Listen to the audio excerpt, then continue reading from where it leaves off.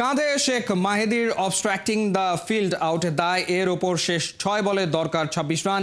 সোহান কি পারবেন অসম্ভবকে সম্ভব করতে? মাহেদীর আউটের উচিত জবাব দিতে এমন সব প্রশ্নের উত্তর ব্যাটে বলে পই পই করে বুঝিয়ে দিয়েছেন রংপুরের কাপ্তান।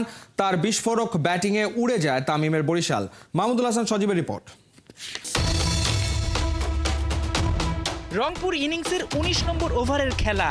জাহানদাদ খানের চতুর্থ বলটি খেলতে গিয়ে ক্যাচ তুলে দেন শেখ মাহেদী। ক্যাচ লুফে নিতে বলের কাছে গিয়ে নুরুল হাসান সোহানের সঙ্গে ধাক্কা খান বরিশালের পেসার। তাই ক্যাচ নিতে ব্যর্থ হয়ে সাথে সাথে আম্পায়ারের কাছে জানান আউটের আবেদন।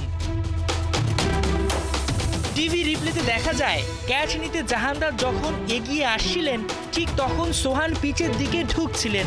অনেকটা বল দেখে ইচ্ছাকৃতভাবেই যেন সোহান ফিল্ডারকে বাধা দেওয়ার চেষ্টা করছিলেন। আর কিছুক্ষণের মধ্যে তো আম্পায়ার জানিয়ে দিলেন অবস্ট্রাক্টিং দি ফিল্ড আউট হয়েছেন মাহেদী। নিয়ম বলে ব্যাটার যদি ইচ্ছাকৃতভাবে বল আটকায় তবে সেটি অবস্ট্রাক্টিং দি ফিল্ড আউট হিসেবে বিবেচিত হবে। বরিশাল রংপুর ম্যাচে সোহান ইচ্ছাকৃতভাবে মাহেদীর ক্যাচটি নিতে বাধা দিয়েছেন বলে মনে করেন টিভি আম্পায়ার। কিন্তু এমন সিদ্ধান্তে কিছুটা অস্বস্তি দেখা যায় বরিশাল দুর্গে। রিয়াদ মুশফিক যেন বুঝতে পারছিলেন না সোহান নাকি মাহেদী আউট। তবে দিন শেষে মাহেদীকেই প্যাভিলিয়নে ফিরতে হয়। এই যখন হাল, তখন রাইডারদের দরকার ৮ বলে ২৭। শেষ ওভারে দরকার ২৬ রান।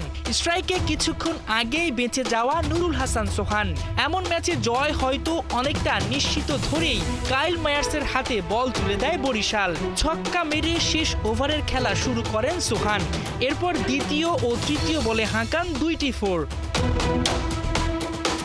সম্ভব অসম্ভবের দোলাচল। ওভারের ৪ নম্বর বলটায় আসে আরেকটা ছক্কা। পরের বলে আবার ৪। শেষ বলে চাই মাত্র ২ রান। লেগ সাইডে বিশাল ছক্কা হাঁকিয়ে ইতিহাস রচনা করেন রংপুর কাপ্তান। এক ওভারে ৩০ রান নিয়ে বিপিএল এর অন্যতম ক্যারিবিয়ান তারকা মায়ার্সের নামটাই যেন ভুলিয়ে দেন তিনি। ৭ বলে ৩টা করে ৪ ছক্কা হাঁকিয়ে ৪৫০ স্ট্রাইক রেটে ব্যাট করে দলকে জিতিয়ে মাঠ ছাড়েন এই উইকেট কিপার ব্যাটার।